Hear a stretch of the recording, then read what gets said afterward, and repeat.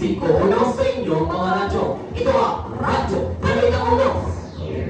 Radyo Balitang Uno, balitang tapat sa inyo ay totoo. Radyo Balitang Uno, ang boses niya, ang boses mo, ang tinig ko. Sa dilim ng ulan, liwanag ng katotohanan. Radyo Balitang Uno, ang tinig ng bayan, tinig ng bayan. Bawat sulok, balita'y sigurado, serbisyong totoo laging hatid sa inyo. Sa bawat Pilipino, katotohanan ay regalo, saan ka man naroroon. Radyo Balitang Uno.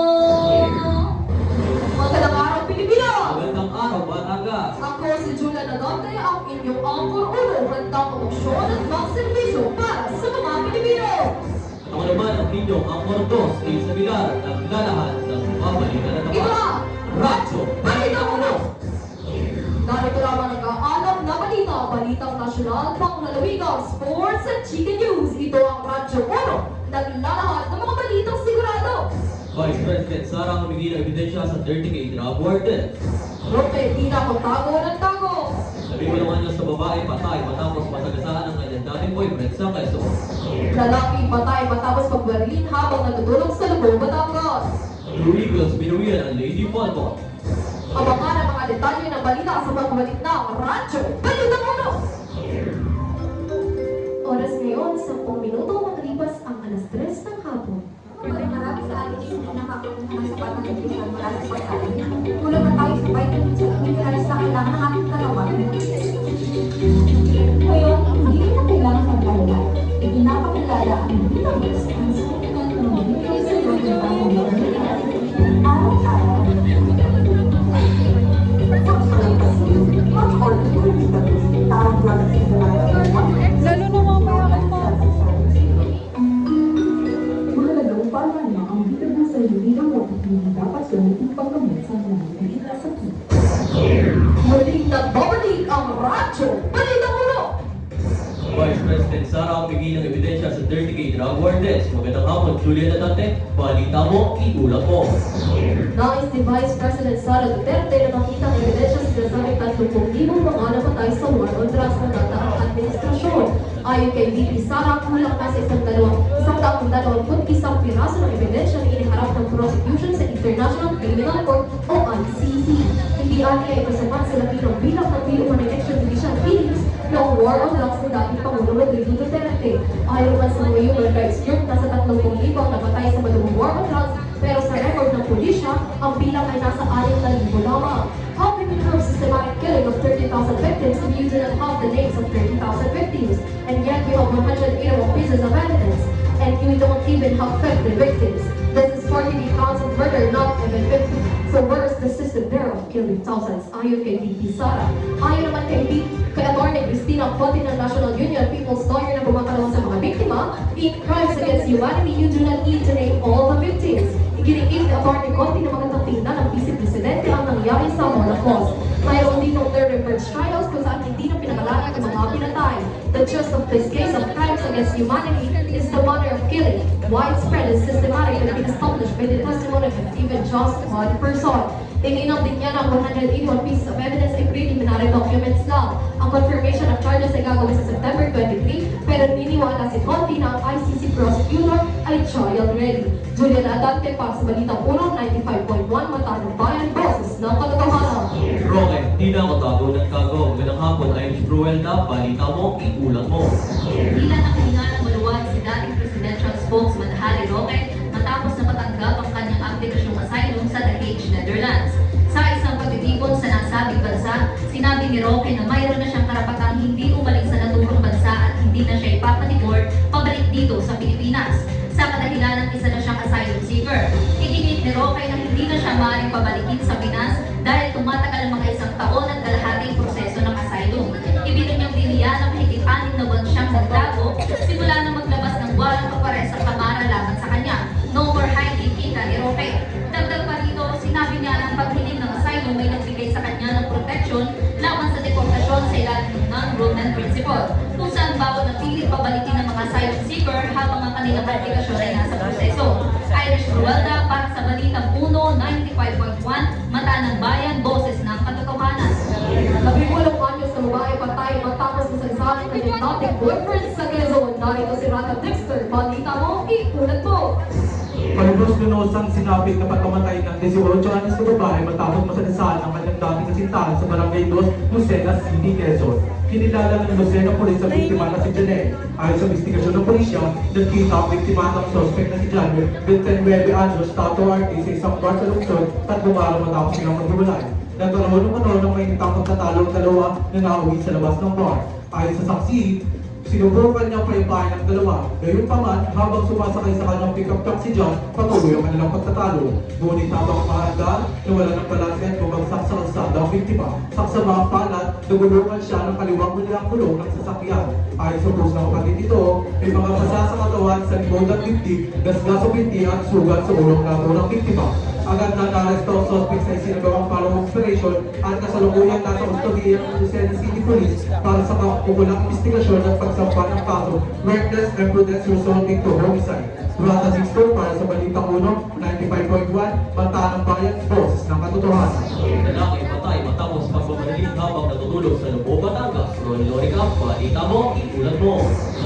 Isang 55 na lalaki patay matapos pagbabalagin ng hindi pa nakikilala sa rin habang natutulog sa teres ng kanilang bahay sa Sitio Mailog, Barangay Tayuman, Lubbo, Batangas. Ayon sa ulat ng Lubbo Municipal Police Station o MPS, natutulog ang biktima ng biglang pagbabalagin ng suspect. Agad dinala ang biktima sa Lubbo Municipal Hospital, ngunit itiniglarang hindi ang arrival. Roy Lorica para sa Balitang 1, 95.1, Mata ng Bayan, Boses ng Katotohanan. Ito ang mga balitang hatid ng Radyo Balitang 1. Magbabalik ang Radyo 1 para sa Sports News at Chika 1.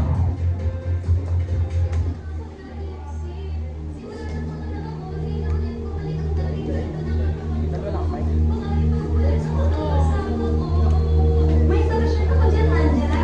Kaya bibilis ko ng pag-ano. Handa ka na bang mag-transport? Sa Quezon Gym bawat workout ay isang hakbang patungo sa mas maganda at mas malakas na ikaw.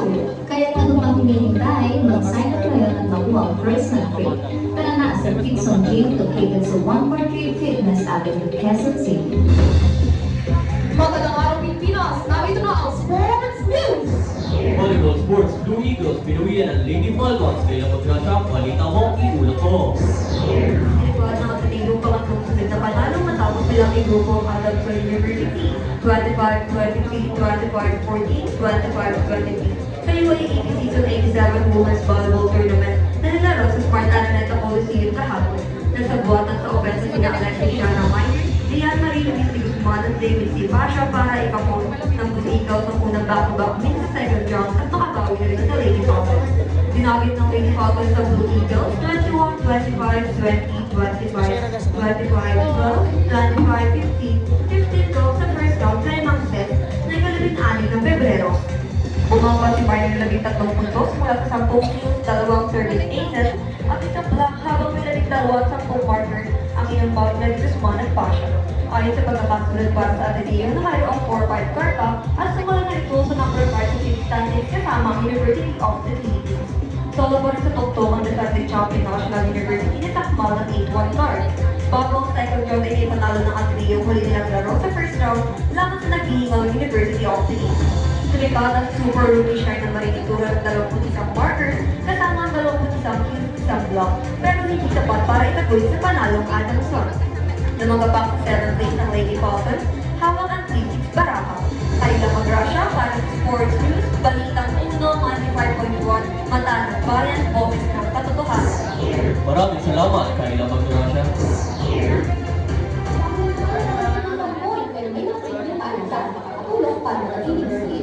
Una, mag-apply ng sunscreen para protektado ang balat.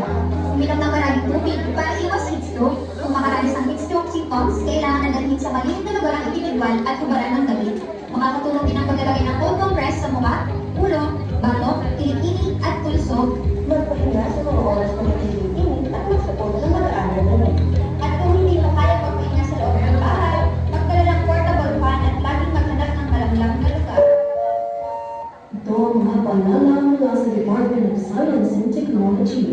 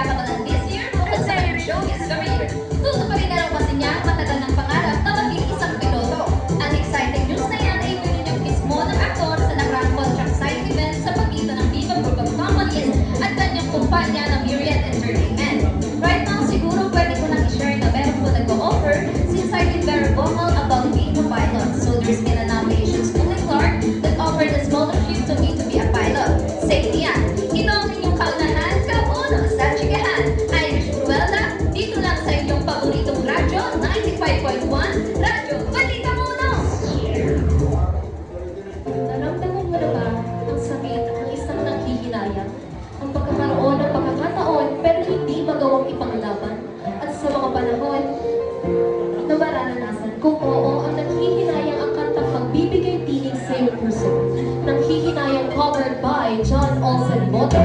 Hatid sa inyo ng Radyo 1, 95.1.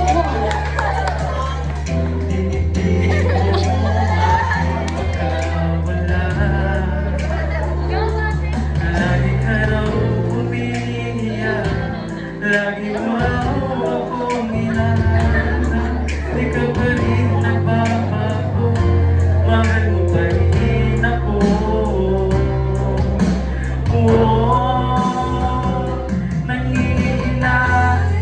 Nangihinay ang puso ko. Sa tuwing ako'y lumuha ka na, nasaktan lamang kita. Hindi na sana, hindi na sana, hindi na kang nag-iisa at nagdudusa. Ako sana'y patawarin na. Kayo'y patuloy na nakikinig sa Radyo Balintang Uno. Matanong, buhayan, boses ng katotohanan. Muli ako ang inyong Angkor Uno, Julia Nadante, handang umaksyon at magserbisyo para sa mga Pilipino. At ako naman ang inyong Angkor 2, Ace Aguilar, naglalahan, nagbabalita na tapat. Ito ang Radyo Balintang Uno, DZUP, 11.5 sa inyong mga radyo. Maraming salamat po.